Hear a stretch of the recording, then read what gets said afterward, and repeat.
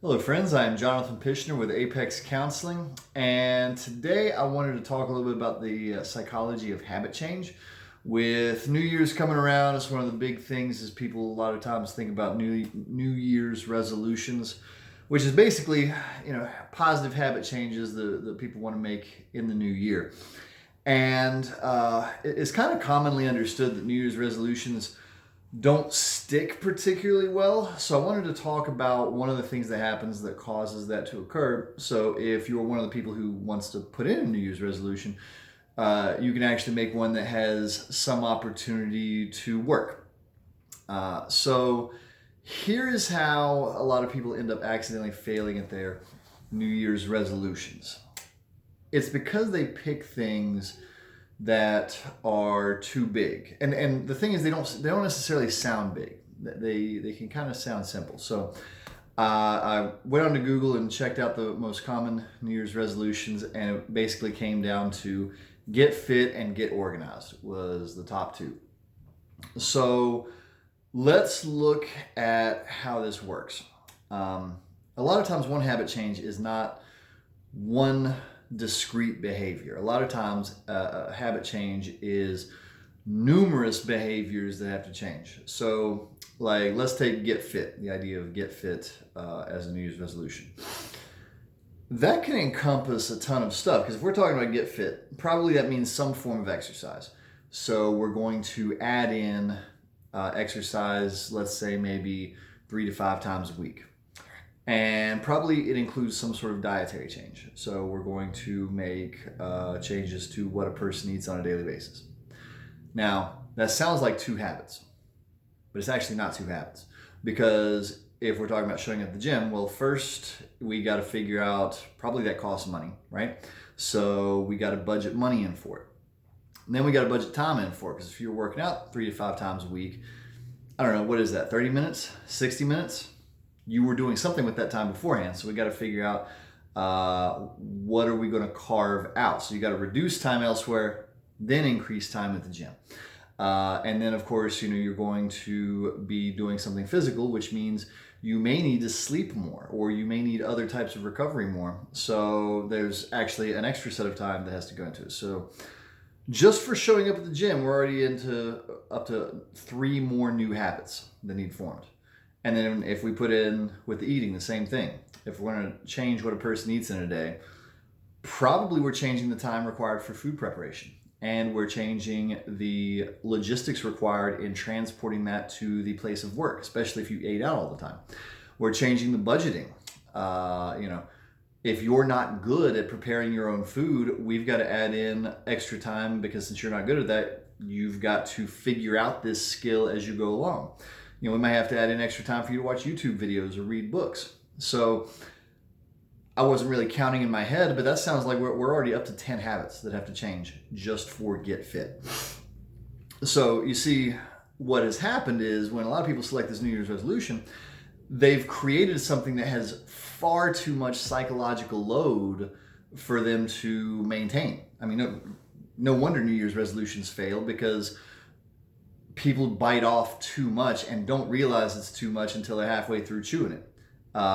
It's unsustainable for a lot of people unless you're just really good at habit change. Some people are lucky like that.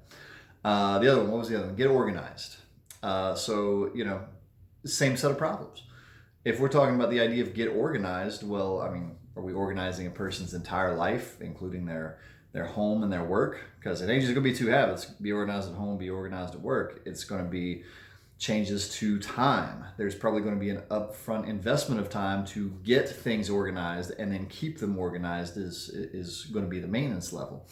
There's going to be probably, if you're not very organized, you don't have a good organizational system, so you'll have to invent one or learn about one or have someone help you. We're going to run into the same thing. If we really sat down and chewed both of these down to the bone, we probably have 30 discrete habits for each of the 2 most common New Year's resolutions. So I wanted to talk about ways to make this actually work for you. And it's all to do with selecting something that requires not nearly as much change, but is still going to be positive and beneficial. So If I was going to suggest to you, if you've had trouble with New Year's resolutions in the past, with really any sort of habit change, I'm just kind of doing this because it happens to be close to New Year's, talking about New Year's resolutions, but really any habit change. One of the things you want to be conscientious of is, if you're going to approach a habit change, how many actual habits need changed? So out of our two, get fit or get organized, here's what I would suggest somebody start with. And you don't have to start with these, you can pick your own, but these are the ones I've kind of thought through that have the smallest habit stacks available. So for get fit, instead of that, too big, I would just say pick either a gym, or maybe it's at your house, but show up and do some level of exercise 3 times a week. And notice I left that pretty broad, because that means a person can walk into the gym, and today they're going to walk on the treadmill for 30 minutes. Tomorrow they're going to play with some weights. The next day they're going to do whatever. But just the act of showing up is already a small habit stack, because you have to get there, which means you have to budget the time. And if there's a membership, you got to budget the money. So there's already a few small habits in there, but they're pretty manageable. And once the habit of show up at gym is established, then you can add the next one, which might be work out harder or get trainer, or or maybe you make a change to your eating or something. But that's one that's manageable, and then you can add the next steps later once you get good at managing that first one. The same thing with get organized. Too broad, too huge of a habit stack to try and manage. If I was going to suggest to somebody something more easily manageable, I would suggest to pick a spot that you're going to reclaim, and that spot in your life will always be organized from now on, and make it fairly small. Like a good place to start would be maybe you're a person with a messy car and you want to get organized. The answer would be, your New Year's resolution or your habit change is going to be, I'm going to clean the car out, and then every day when I get home, I take in all the stuff from the car.